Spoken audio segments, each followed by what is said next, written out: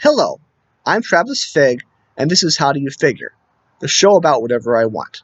Today, I want to talk about transgender athletes. Okay, a transgender woman is someone who is biologically male and identifies as a woman.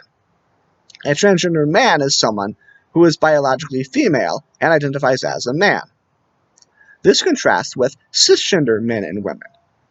A cisgender man is someone who is biologically male and identifies as a man. A cisgender woman is someone who is biologically female and identifies as a woman. You may have also come across the term non-binary. A non-binary person is someone who identifies neither as a man nor as a woman. The idea that there are transgender and non-binary persons depends upon the distinction between sex and gender. By the way, sex is a lot more complicated than XX, female, XY, male. But I try to keep these videos short. If you're having trouble with the distinction between sex and gender, consider that we have men and women's clothing, men and women's grooming products and practices, some jobs are traditionally associated with men or women, and we have stereotypes about behavior and personality associated with men and women.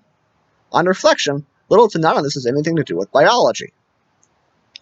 Okay, sometimes you'll hear a story about a transgender woman competing against cisgender women in some form of athletic competition. If you look at the comments associated with these stories, you'll hear people say that it's not fair to force women to compete against a man.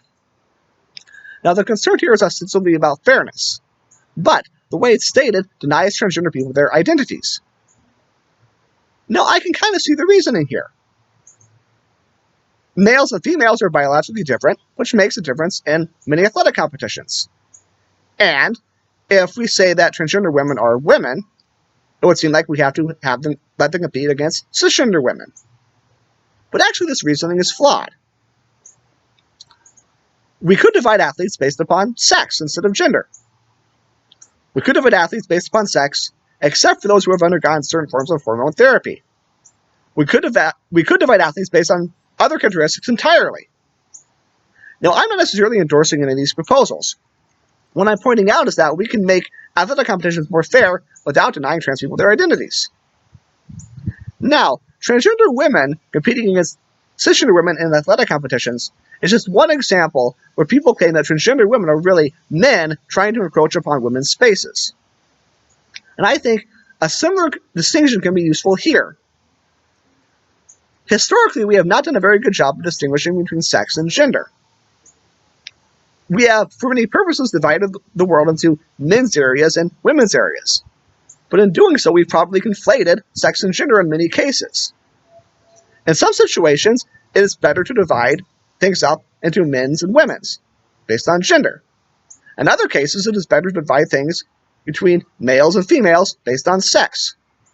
In many cases, it will be better to divide based on other considerations entirely.